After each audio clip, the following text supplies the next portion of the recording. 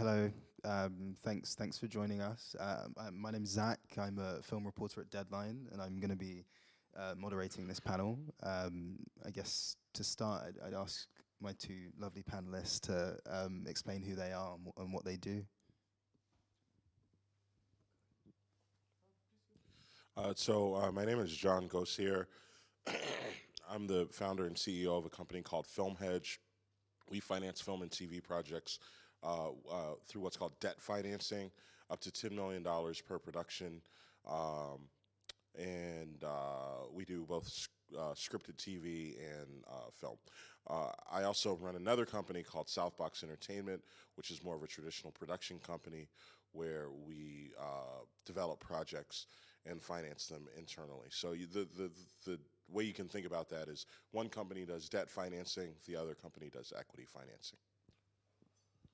Cool.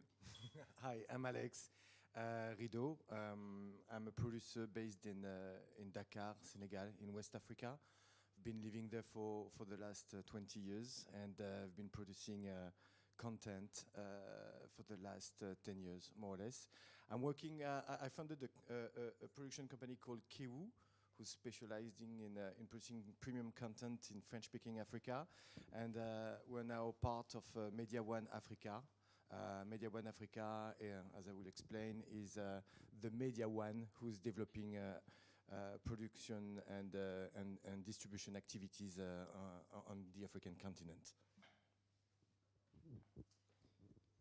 And so the title of this panel is From Pitch to Screen. So we're kind of talking about how we're developing projects. So I guess both of you have bags of experience, and I wondered if we should probably start by explaining how films are packaged and financed traditionally. How has this traditionally worked?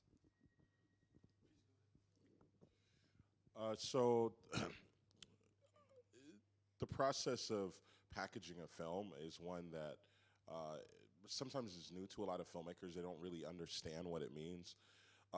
It's not just making up your pitch deck or your log, coming up with your log line and your target cast and all sorts of things. The packaging of the film is really laying out a plan, a production plan, a finance plan, sort of a strategy to get this film made. And so you can have the ideal cast, you can have your scripts and all the creative assets, but if you don't have a solid plan, what they call a finance plan, then it's not a complete package. And when I say finance plan, doesn't mean you have to have all the money. You just need to have a plan on where that money is going to come from. So in a lot of places, for instance, in South Africa, I'm not sure about Dakar, but you have, or Senegal, you have tax credits that you can apply for, up to 50% in South Africa. In the US, in Atlanta, Georgia, where I'm from, it's 30% that you can, tax credits that you can get. Tax credits are a way of kind of reverse financing a film. You can apply for these tax credits, which don't pay out until you finish the movie, but if you find a group that will give you money up front, secured by those tax credits, then now you have cash for that movie, and it's roughly the same amount that the tax credit's worth. So 30% or 50% of your movie can be covered using this other money that you didn't have to raise from investors.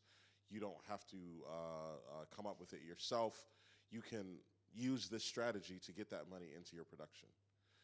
That's all part of packaging, just figuring out where the money to finance this film is going to come from, especially when you get into films that are larger budget than, let's say, over $1 million. Yeah, correct. And as a matter of fact, this is one of the major issues that we have till now in West and Central Africa, is that we don't have tax credit yet.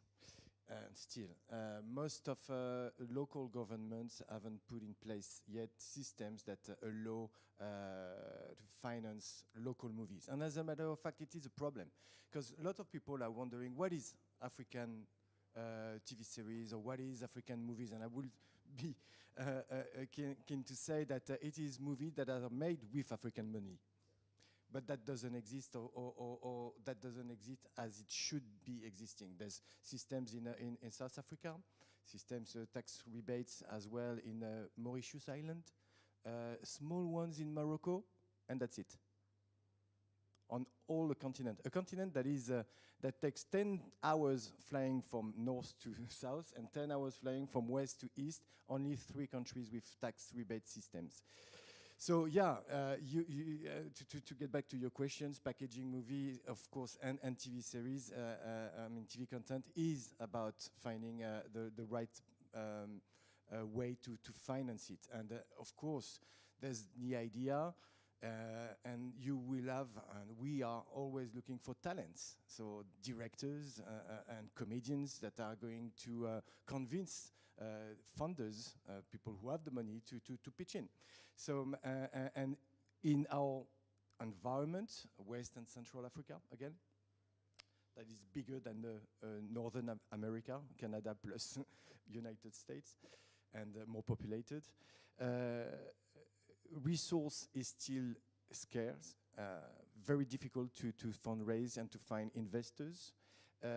Public money, none, of non-existent. So mostly, most producers are so innovating and so great innovators in the way they are packaging their content and finding ways to sell them and to fund them. So I guess we get back to that right after.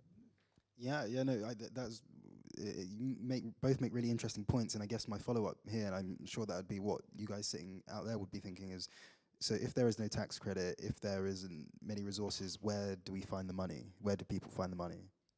And have you got any sort of like case studies of that you can sort of share with us where there's been successful financing on the continent?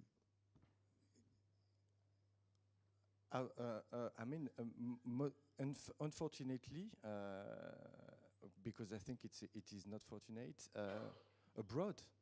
Most money still come from abroad, still come from Europe, still come from America. And this is why 2 things happen.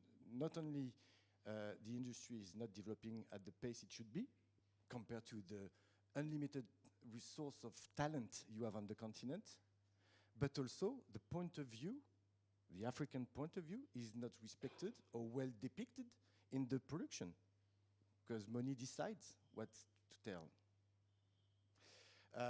But lots of producers, and most of them are based in Nigeria, are doing amazing job as being like as producing content that they can sell quickly. You know, everyone knows about the Nollywood economy. In Senegal, which is very famous for its small audiovisual sector, people found their content with YouTube. It's amazing, but they do it. So they produce like 50 episodes of 26 minutes for less than $50,000. That's the way the economy works, mostly. For instance, I have to jungle with fundings who come from Europe, who come from America. I rely on private foundations. Foundations are funding African content. I rely on Pan-African TV stations, and we call Pan-African TV stations that are based in Paris, such as TV5 or Canal+, who are the main funders of content in West Africa, which is great. Thanks to them, we are producing cool content and entertaining like millions of people. But this is money that comes from France. So this is, and when we go to argue with governments, local governments in different countries, they understand, but it takes time and lots of savoir-faire to put in place these systems that eventually one day will allow African industry, film and TV to develop really from a local point of view and with local standards. No worries. No, I think that's all great points. I think, and I loved something that you said in your remarks, which was money decides, right? So the reason that is because nothing happens in this industry without someone paying for it. And that whoever's paying for it, or that group that's paying for it, they need to be incentivized to pay. One of the things about that has made it difficult for African cinema to really develop is the lack of distribution on the continent. So if you can't reach audiences in the places where the content's coming from, there's no outlet for that content. So the reason why it's hard to raise money is partly because the distribution methods, the infrastructure for distribution doesn't exist there like it exists elsewhere. Now there are groups that are trying to solve for distribution, but it's a big problem. But going back to the original question, which is where is the money? Well, one of the reasons why I brought up tax credits is because you can be a filmmaker in one country and leverage tax credits in another. You just have to be able to shoot that movie in that other country. So you'd have to get on the plane and go to wherever those tax credits are, shoot there. There's a lot of stuff that you got to figure out, whether those tax credits are transferable, because if your production company is based in another country and you go, shoot here, can you transfer it to, do you get the benefits of the tax credits in the country where you're coming from? If not, then you've got to create a structure to receive that tax credit, to monetize that tax credit, and to apply it to your film. But it's not just about tax credits. You can also advance sell your movie to what are called sales agents. So you can, when you have a complete package of your film, which includes all the things that we just talked about, you can take that package, that plan, to these groups that are called sales agents, many of which are here this week at the film festival in the Marché du Film. And you can, in some cases, close a deal with them where they pre-sell your movie. And what that means is they are saying to you, we understand distribution, we understand where we can take this film internationally, and we therefore know there's money to be made here. And so here's the part that we're going to play for this production. That becomes another piece of another resource that you can apply to your film to get groups like my own who will look at that paper, whatever that number is, and we will advance you money based on what the sales agents have effectively told you they can do with your movie. It's like a promise. And then we look at that promise and we're like, okay, there's money here, they've agreed to it, the filmmakers agreed to it, so we'll advance money because we know these two parties want to make this movie happen. Similar thing with distributors. You can have distributors who will give you a deal before you make your movie, and we can do all those same things. Now, all of this applies to a certain portion of the industry. It tends to be the larger films. So you have to decide as a filmmaker, what type of film are you making? Is it a smaller budget film for the local market? Completely different strategy. Everything that I said wouldn't apply. But if you are doing something larger for an international audience, you do have the resources to shoot in other places, then everything that I just talked about applies 100%. And leveraging those three different things, tax credits, pre-sales, and distribution, you can 100% finance a movie no matter what the budget is. You just have to know the order to do things, and you have to get those deals in place. No, I mean, that's pretty clear. Briefly there, in your remarks, you mentioned the market here at Cannes, and obviously, yeah, we're at Cannes. It's a film festival. So I wondered, what role do film festivals have in sort of this ecosystem of financing and packaging films for African filmmakers, or what role can they have, or should they have? For me, mostly meeting and discovering talents. Not only it is a pleasure to watch films and to discover people who are doing amazing work, but also with the side markets, you meet producers, you meet directors, scriptwriters, and as I said, the continent is so big and so full of resource. The networking on the continent is still at such an early age that a lot of people don't know each other.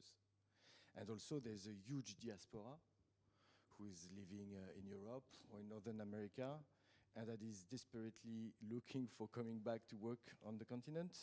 And they need people like us, producers, who can come, listen to their needs, to what they want to do, to the projects, and to put this together. So for me, I'm meeting with all these people, and we are discussing projects.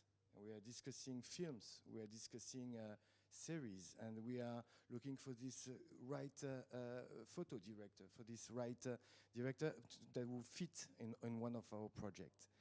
And we make things happen. Then, and it's quite difficult because it's the last frontier in terms of cinema and West Africa, and a lot of people are still a bit skeptical or scared about coming and shooting, which is a shame because so much thing happening there. So it needs also the opportunities of festivals to show what we are doing, to showcase. I was at a festival in Lille in March to showcase our last series, Black Santiago Club, and it was beautiful. Met lots of people say, we didn't know that you were producing. We were producing such contents in West Africa now, such premium content that can travel. How can we work together? When can I come? So yeah, so for me this is it, and of course we're meeting with distributors as well, because this is where a lot of money is, and distributors need to know also what kind of things are produced now on the continent. It's not the Nollywood that you know, it's not all the high elite other movies. You know, there's lots of popular content that people want to watch and amazing stories that we can share with the world. But few people know about it. So it's all about networking and letting people know about this. Yeah, I think the role festivals play is in building relationships. One thing that's true about all of the things that we just talked about is they do require some investment in the relationship with what that group is. So you don't just go to a sales agent and say, hey, I need a deal for my movie. You do, I mean, that's where it starts, but that's usually not, it's usually not that easy. They have to understand your company, they have to understand your creative vision, they have to agree with all those things. You have to agree with them, because just because they're in the position that they're in, you don't want to take just any deal. It's got to be a good deal for your movie or for your company. Excuse me. And I think that this is a good place to start building those relationships. If not now, you know, like let's say you meet a distributor now. Maybe they don't work with you on this film, but because you nurture the relationship, the next film they become your partner. Or maybe you know, you start working with a particular sales agent, or you're thinking about it. The other way to leverage relationships is just because they're there, you don't, like, what background have you done on them? At a film festival, you can ask, like, have you worked with these guys before? What are they like? Are they thorough? Do they follow through on their deals? Are they helpful? You can ask other filmmakers who've worked with them in the past. So the most efficient way to do all of that is at a festival like this. Once everybody goes back home, it's a lot harder to start asking those questions and getting the background on the different groups that you may be working with. And then the other thing is there's a lot of serendipity at conferences like this. You never know who you're going to meet walking up and down these streets, or, you know, when you're at one of the clubs or after parties, you know, that are legendary here. And you know, those types of relationships are invaluable because there's no way to plan for them. You know, if you meet that one person who can change everything for your career as a filmmaker, you know, all it takes is that one moment where you meet, and for there to be some sort of, you know, connection or synergy or business similarities, and there you go. And that's something you couldn't plan for. If you weren't here, it wouldn't happen. And it's like, that's part of the magic of just getting a whole bunch of people in one place at one time who are focused on the same thing, which is making movies. What type of things are you both as producers and people who pick up projects, what kind of things are you interested in investing in? I want people to be entertained and to watch content. What I mean is that I'm looking for things that I think will please people, the public, and right now, because there's no media metrics and very few research, I guess that nobody or very few people know exactly what the African public is looking for. And thus, there's very few producers that are giving what the public is really expecting. And so, to answer your question, I'm trying to find content and reading lots of scripts that I think will be popular. This is what I'm looking for, and I'm happy when people are happy.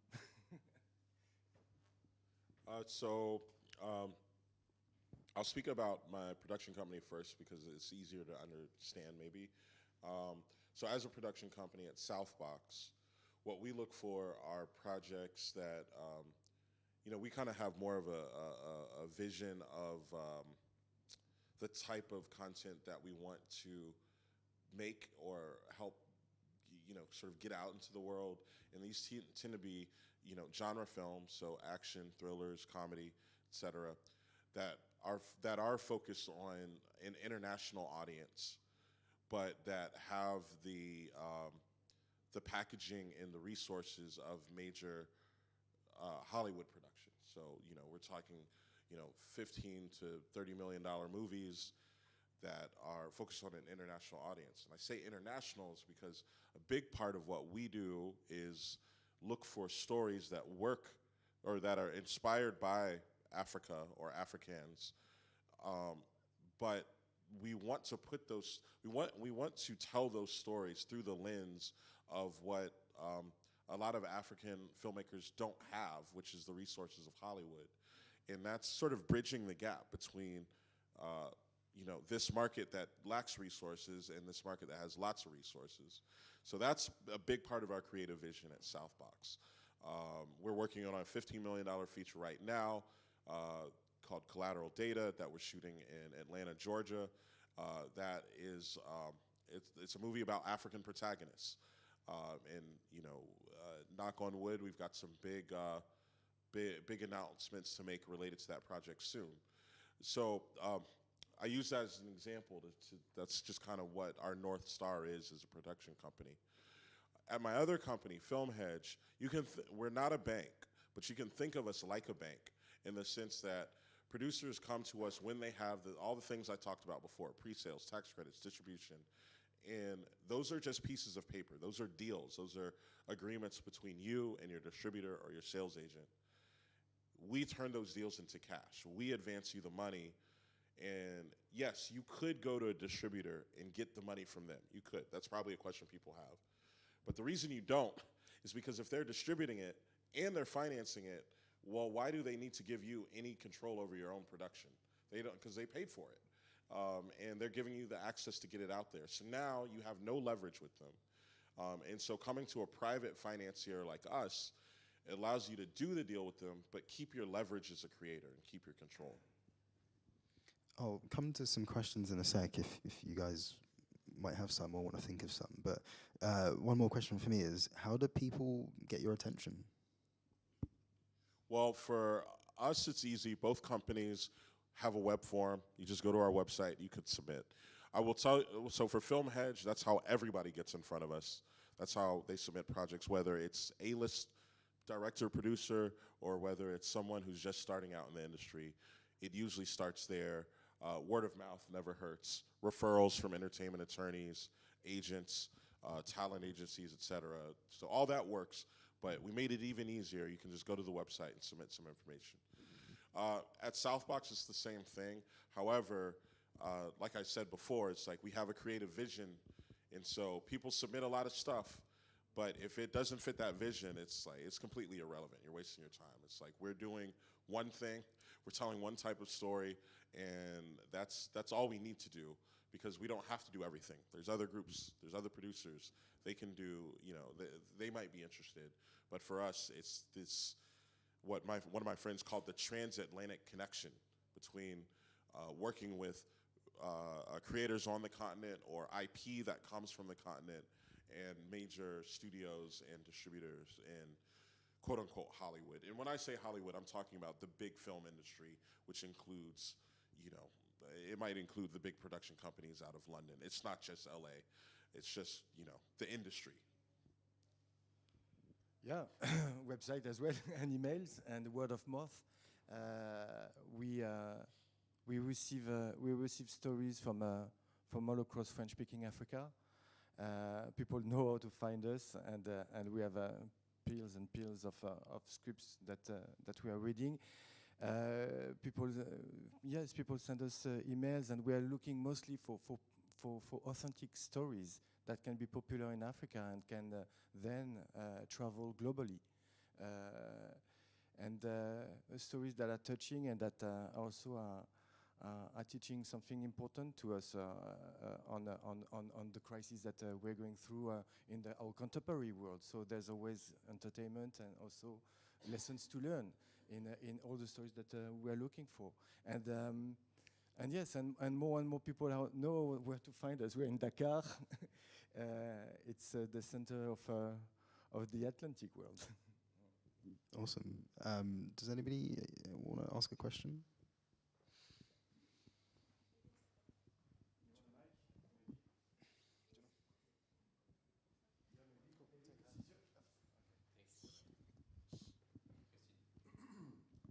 So you mentioned that I'm talking about the FilmHedge. I have a question for, what's your name again? Sorry.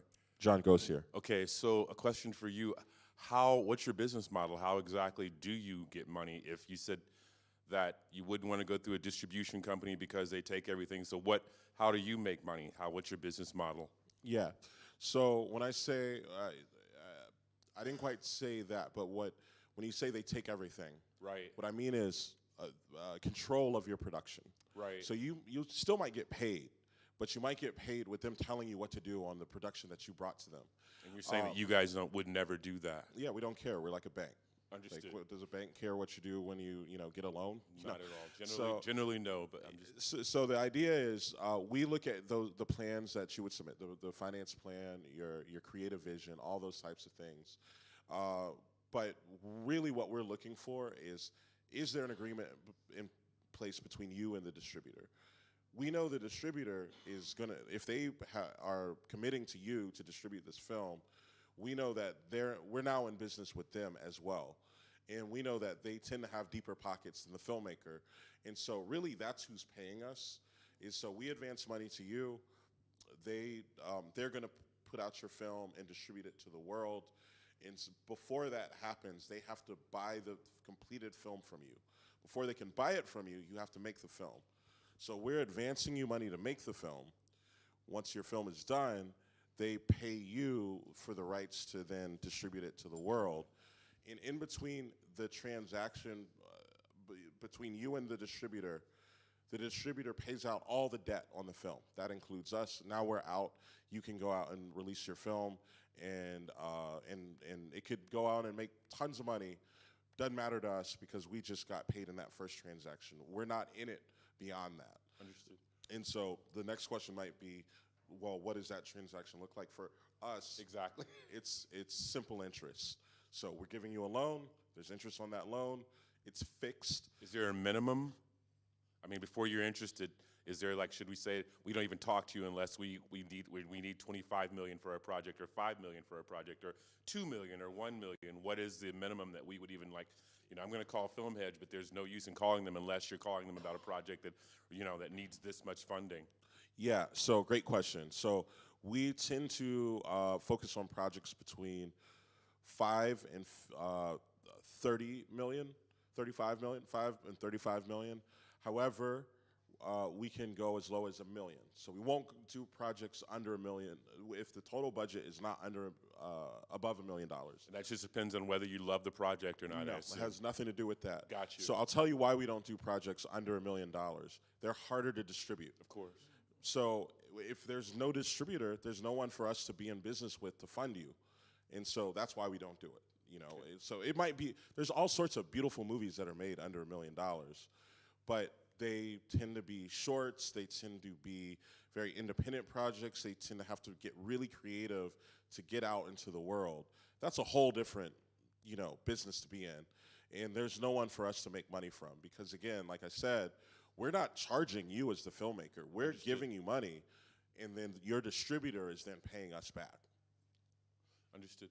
I have a question for Mr. Rideau as well, and then I'll leave you guys alone. Yeah, hi. So if I have projects that are like interested, I mean, I have clients that are interested in working in Africa. I manage artists and producers and that sort of thing, and I'm curious about like what your incentive is in Africa. Like why would we call you to work in Africa, in Dakar, as opposed to anyone else? That's an interesting question. You will call me. You will call me because I think I'm a producer, and I might be one of the only one, at least in French-speaking Africa, who knows how to finance. And do you have a minimum as well, or? Yeah, I would not go under $1 million. Okay. And maximum? Sorry, I don't mean to interrupt you. Maximum. The problem is that, as I said, or tried to communicate today, the economy is not there yet for maximum such as the ones that we have in Europe or in America. But my max would be, I will know how to do something up till 4 to 5 million. And how much control will you have over the film? But again, this is because this would be what I call African productions. Okay. There would not be international production. If we are talking about international production, I'm talking we'll international. use exactly the same kind of incentive Gotcha. systems that are in place elsewhere in the world. And that's Understood. something that we know also how to do. But it's just that the kind of content we are creating right now are what I call totally African-made content from beginning till end. Everything is created on the continent and funded on the continent. Understood. Thank you both for your time. Thanks.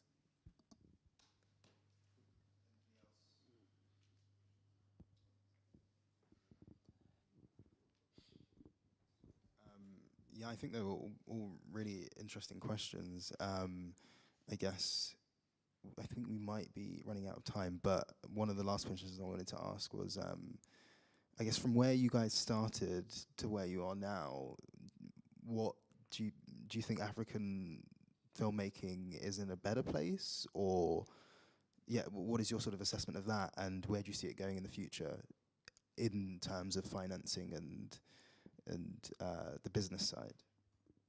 So again, this is quite difficult to answer such a question because Africa is huge, and I don't know what would be African films. I can talk about the French-speaking part of Africa, at least that reduces a little bit the scope, and I would say that we are now at a stage, and I don't know if it's going to take maybe up to 5 to 6 years, where we are going to be able to say that there was a beginning, there was a before and an after. This is a moment in time or history on this part of the world where things are changing at a quite fast pace, and where the industry is coming together and is really starting to work as an industry.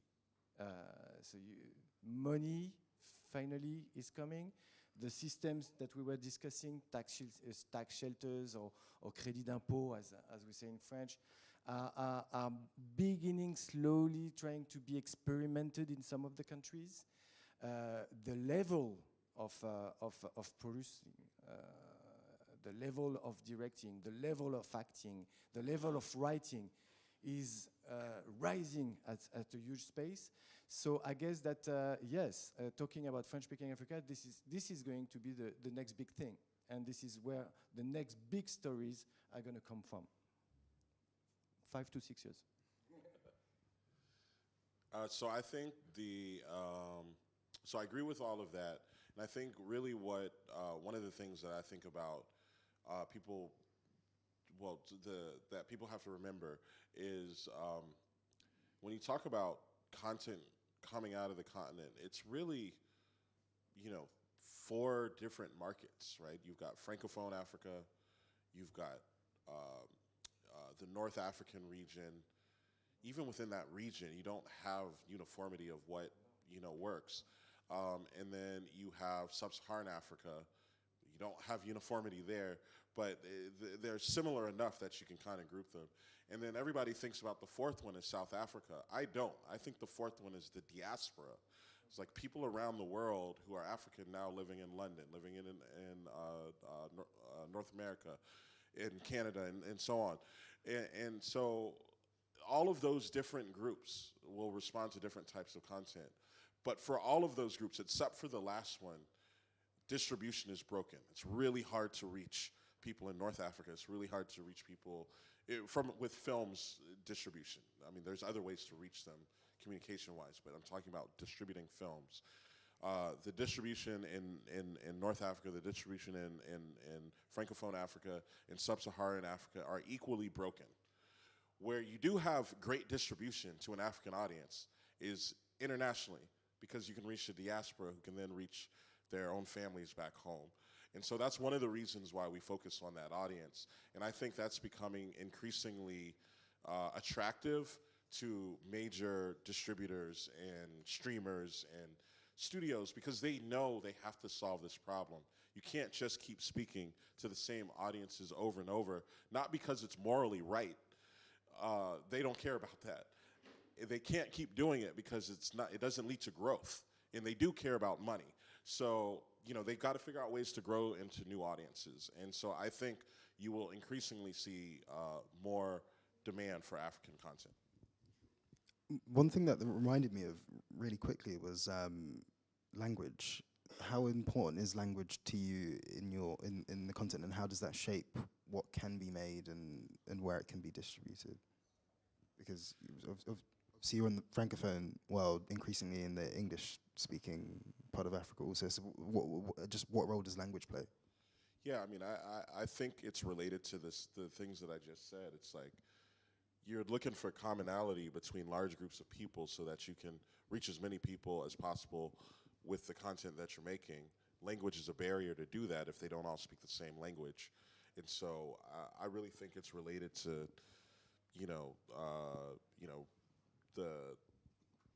the bifurcation of the market that I just talked about. You could equally apply language to it, and it would be the exact same answer. And at the same time, yeah, it's totally correct. And at the same time, there's more and more need and people who want to watch content in local language. So it's bizarre, because at the same time you will want to produce in English for distribution, or to produce in French for the same reason, but at the same time more and more people locally on the continent, or even from the diaspora, are looking for content in local language. So there's something that will be, there's an equation here that will require some work to be solved. Cool. And I'm just gonna keep going because I have more questions. Anyways, streamers, that's sort of one of the biggest changes in the industry. Okay. Do you want to ask? Okay, sorry. I'll keep my question for in a second. Yeah, sorry, I'm late. I'm just back from the market. I would like to know how FilmHedge work with Africa. So, two answers to that question. So the first answer is we don't particularly look at any location. You can be a filmmaker from anywhere and submit to FilmHedge right now. Like it doesn't matter where you are. What does matter is things that this room I spoke to about how we work with filmmakers. Is we look for deals that they have in place with sales agents, with distributors, or with tax credit authorities. Those are all things that we can turn into cash for a filmmaker. And so a filmmaker based anywhere in the world can get those things. It can be harder to get those things if you're based on the continent, if you don't travel. But if you do, then it's the same game that everybody's playing. The second answer to your question is, you know, will we do anything specifically dedicated for Africa? And the answer to that is, at some point in the future, we may look at different regions around the world where we can come up with new financial products. But like, we're a finance company, and so we don't think about it as how are we helping filmmakers in these different regions. It's like, what is the financial structure we can put up that's sustainable in this region, in this region, in this region, and then that will allow us to then support filmmakers in those regions. But so we have, but that's not something we are. That's something that's in our plans as we grow as a company. We are only 3 years old, so. Okay. Yeah, I'm asking because, as you may know, in France, for example, the dynamic is quite particular for us as producer to Correct. produce African content, and we are not looking mostly first about profitability, but we need to have like an indie approach, mostly for the CNC, because they lack an indie approach, author approach, where the profitability and the worldwide audience is not the first target when we produce something.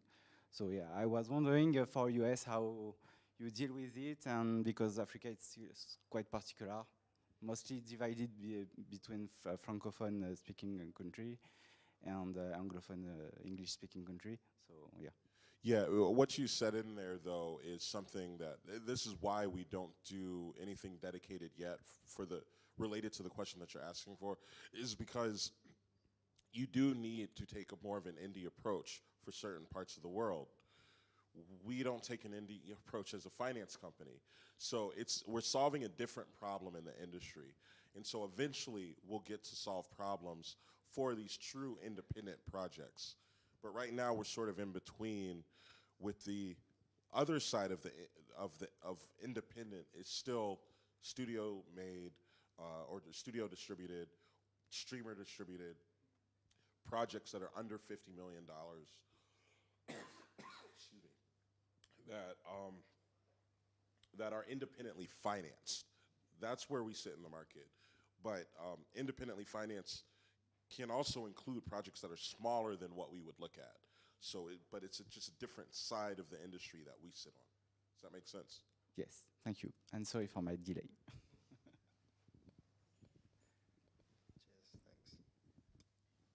Cheers, thanks. The question that I was going to ask is how have streamers changed the ecosystem of financing African films? Because you know, Amazon is making a bunch of stuff on the continent, particularly in Nigeria. You know, Netflix has worked with filmmakers like Mati Diop and people like that. So how has streaming changed things? At least again for Francophone Africa, it's quite early to talk about it, because it's only starting. Streamers in Francophone Africa are not proactive yet. They are not investing, buying content. We sold a show on Netflix, but only one show, and we have hard time, and all producers, apart again from for Nigeria, but it's English-speaking country, to convince Netflix or Amazon yet to pitch in. I think it's a bit too early at this stage. It's coming. We are witnessing progress, but it's coming. But it's difficult. One of the reasons, it's not because they dislike content or because they are not interested. Of course not. It's because there are not a lot of subscriptions sold yet in this part of the world. And why is it so? It's not because people don't want to be to watch Netflix or Amazon and other platforms. It's because they do so through mobile connections. And mobile connection, 4G or 5G, is still very expensive. When I broadcast one of my show, for instance, on a platform, well, it could be like a platform, a TV5 platform, or it could be YouTube. see that nearly 90% of the people who are watching the shows are connecting with their mobile phone.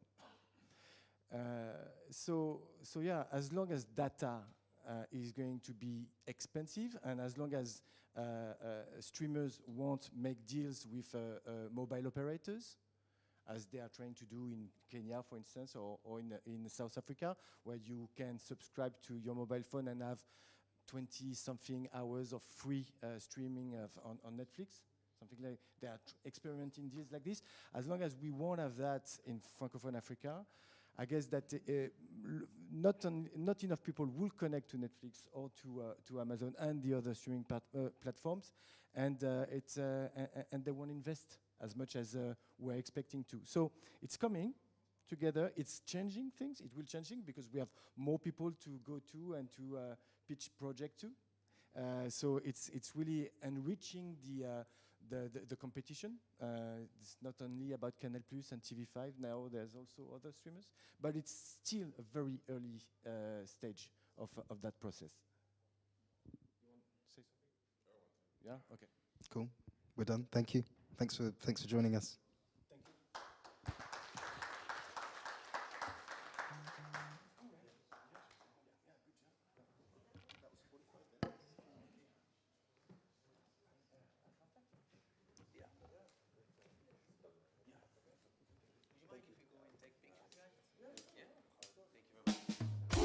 Love is what we need upon us. Let them come together with the unity among us.